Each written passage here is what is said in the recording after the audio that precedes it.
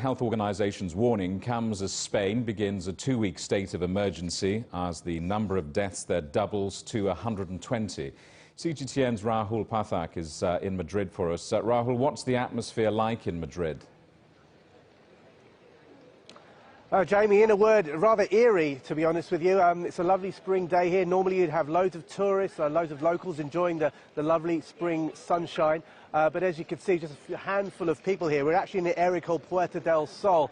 This is near the main shopping district of Madrid, rather like, say, Oxford Street in London. And this is also the area where people gather for New Year's Eve celebrations. So normally a big hub for people, a place where people gather. But as you can see, just a handful of people behind me. We've been filming all across the city to get a sense of how locals are dealing with this state of emergency. Here's our report. Madrid in shutdown. Shops, bars and restaurants all closed. The streets of the capital city, normally bustling with locals and tourists, are now eerily quiet. Spain now officially in a state of emergency. The cabinet met on Saturday following Prime Minister Pedro Sánchez's statement on Friday. En el día de hoy acabo de comunicar al jefe del Estado. Today I have informed the head of state that tomorrow we will have an extraordinary cabinet meeting to declare a state of emergency throughout the whole of Spain for the next 15 days.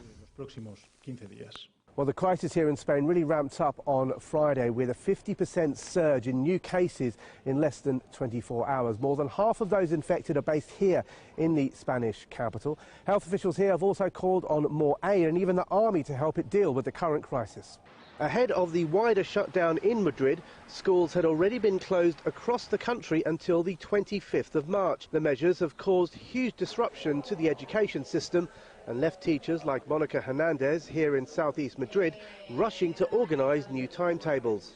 The biggest issue is to finish the syllabus. With the exams almost upon us, we are finishing the second term. Now they won't be able to do that. We will have to evaluate them with the grades we had before this. The government has also advised that parents should work from home. Mother of two, Phyllis Crinian, works as an English teacher in the Spanish capital. For me, I've had to stay at home. My children are obviously at home. If I don't go into school, I don't get paid. It's as simple as that. The uncertainty of when this is going to finish is there as well. We heard Italy extended their days till April. We're expecting the same here, if not longer. The latest coronavirus figures show there are now well over 4,000 cases. It's hoped that the 15-day state of emergency will help slow the pace of the spread of the virus as a potential lockdown looms. Rahul Pathak, CGTN, Madrid.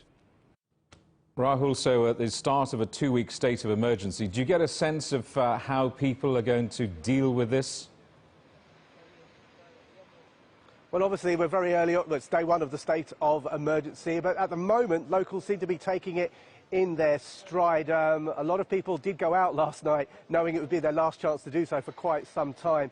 But that's really the crux of the matter here, because this is a real going-out city. It's a real party town, really. I mean, people go out pretty much every day of the week. It doesn't matter whether it's a weekend or not. They love to go out after work, catch up with friends, out for a drink or go for a meal.